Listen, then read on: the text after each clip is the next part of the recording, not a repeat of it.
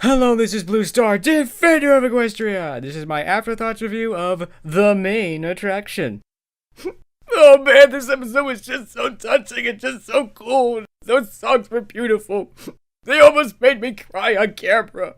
Can't let my subscribers see me cry. That would ruin my royal guard image. Oh.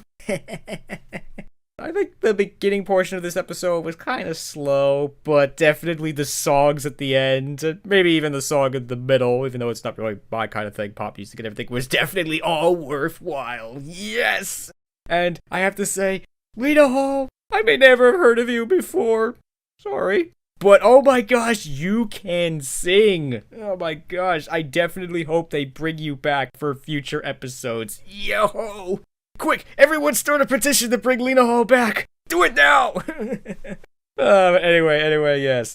I pretty much agree with everything that Silver Quill, or should I say Silver Quilted, said in his impressions sort of quickie review.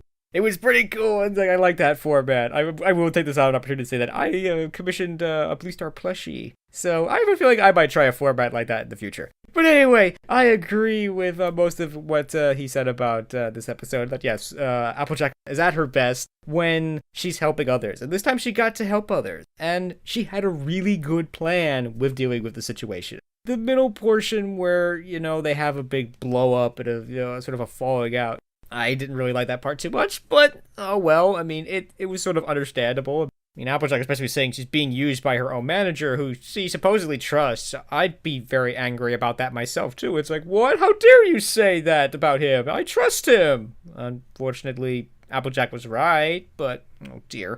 But anyway, yeah, I mean, but it all worked out in the end, and it was cool, and, as Silver Quill did say, it's like Applejack is, not looking down on her or anything, she's trying to be understanding and try to actually help her, because she cares. They were friends ever since they were little fillies at summer camp. Oh, that was such a touching scene. That was just so cool to see AJ and being a little filly at summer camp and just playing with her friend. That was just so cool.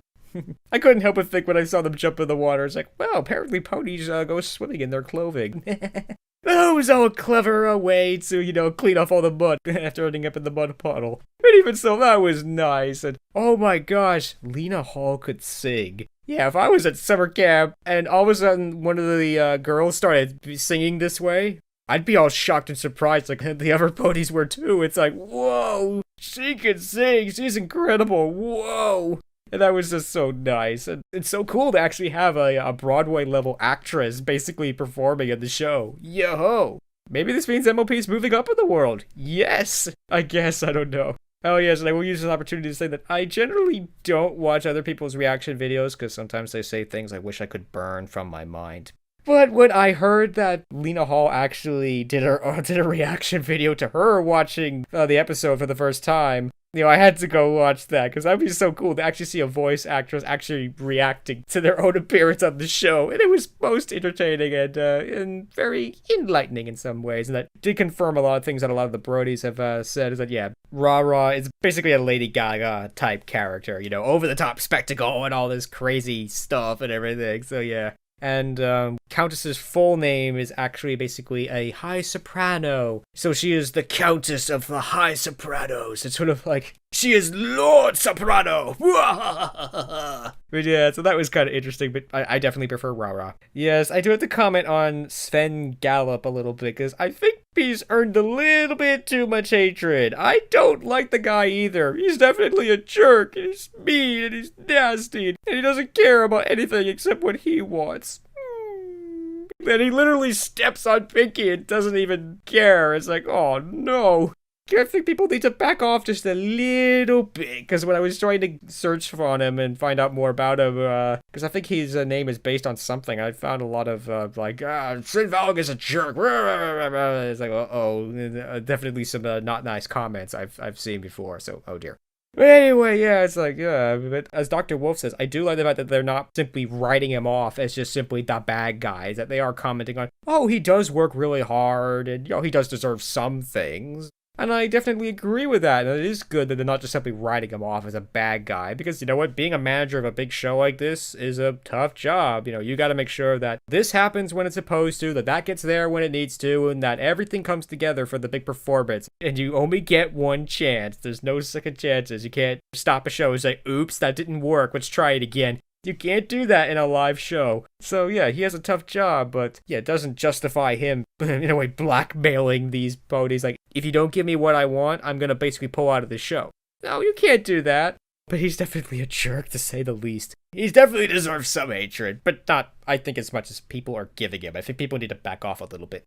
But I did like the last portion of this episode. That, yeah, it's like, oh, poor Rara. She thinks that she can't do anything without this guy. And oh, dear. And I almost think that that's probably what he's hoping for. It's like, that's why I was first kind of confused of why he's walking away from her. Isn't he just like walking away from all the perks and all the stuff that he supposedly wants? I think he's doing this because he thinks that, yeah, she's going to crash and burn without him. And of course, he's wrong.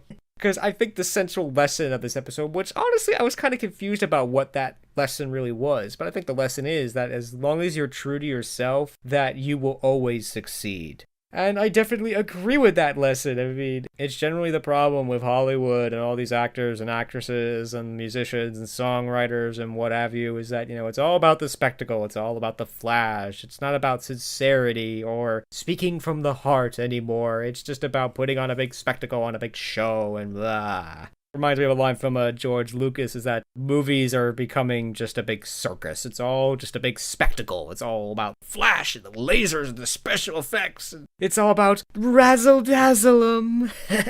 I almost want to think that there may have been a tiny influence of that from the song from Chicago. I believe it's called Razzle-Dazzle-em. But I don't think so.